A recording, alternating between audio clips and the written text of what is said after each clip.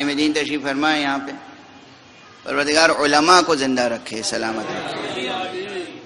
روایات ہیں پیغمبر صلی اللہ علیہ وآلہ وسلم اور اہل بیت پیغمبر سے ہونے والے ائمہ اطہار، ائمہ ہدا، حجج الہیہ کی سے روایتیں ہیں، اور بہت سی روایتیں، سینکڑوں روایتیں ہیں. ان کا خلاصہ مضمون عرض کر رہا ہوں. خلاصہ مضمون یہ ہے کہ جس میں اشارہ کیا گیا کہ شیطان عابدوں سے نہیں گھبراتا. رات بھر کوئی کھڑا ہو کے نمازیں پڑھتا رہے، ہمیشہ روزہ رکھے، ہمیشہ بیٹھ کے قرآن پڑھتا رہے، اس سے شیطان نہیں گھبراتا. ایک عالم پیدا ہو جائے اس سے شیطان گھبراتا ہے، پریشان ہوتا ہے. کیوں؟ جو بغیر علم، بغیر معرفت بندگی کر رہا ہے، اس کو گمراہ کرنا آسان ہے. جو علم و معرفت رکھتا ہے اسے گمراہ کرنا مشکل ہے. اس لیے علماء سے شیطان گھبراتا. یہ مضمون ہے معصوم کے کلام کا. کافی پڑھیے، توحید صدوق پڑھیے، من لا يحضرہ الفقیہ پڑھیے، بحار پڑھیے، یہ جتنی حدیث کی بڑی بڑی کتابیں ہیں پڑھیے. میں اس مجمع سے خطاب کر رہا ہوں.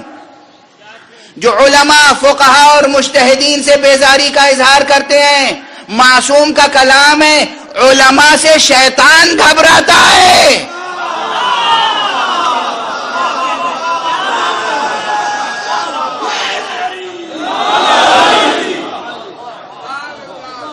مومن برادر، آپ کو کاہے کی وحشت ہے علماء سے؟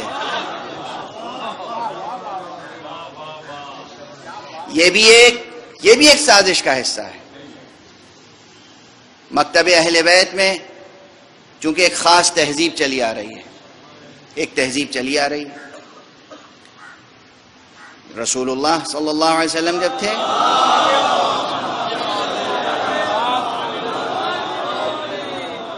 حرف آخر ان کی بات ہوتی تھی.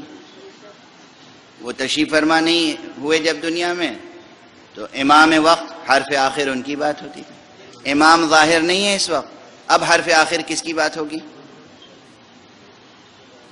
کوئی تو ہو، آتھورٹی کوئی تو ہو.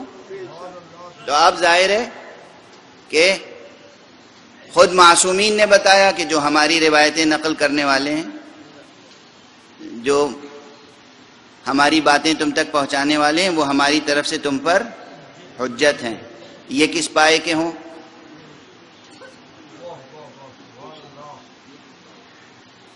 1400 برس کی تاریخ گواہ ہے کہ حدیث کے نام پر بہت سی روایتیں جھوٹی گڑھی گئیں. لاکھوں جھوٹی حدیثوں میں سے چند سچی حدیثوں کو ڈھونڈ کے نکالنا ہر ایک کے بس کی بات ہے؟ نہیں ہے نا.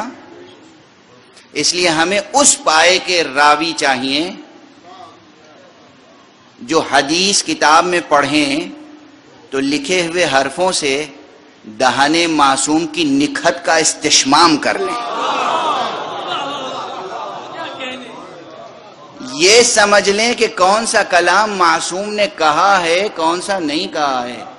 کیا حدیث محمد عربی صلی اللہ علیہ وآلہ وسلم ارشاد فرما سکتے ہیں، کیا ارشاد نہیں فرما سکتے. ان کا لہجہ کیا ہے، ان کا مزاج کیا ہے، ان کی مصلحت کیا ہے، وہ کیا چاہتے ہیں، اور اس حدیث میں کیا بات کہی جا رہی ہے. ایسے علماء چاہیے نا. اور پھر ایک شرط اور ہے کہ وہ علماء جو کلام حق کو، کلام رسول کو پہچانتے ہوں اور اس پہ خود عمل کرتے ہوں. علم ہی کافی نہیں ہے، عدالت شرط ہے. عالم و عادل، عالم و عادل. اگر عالم و عادل ہے تو پروردگار خود اسے جلالت و عظمت عطا کرتا ہے.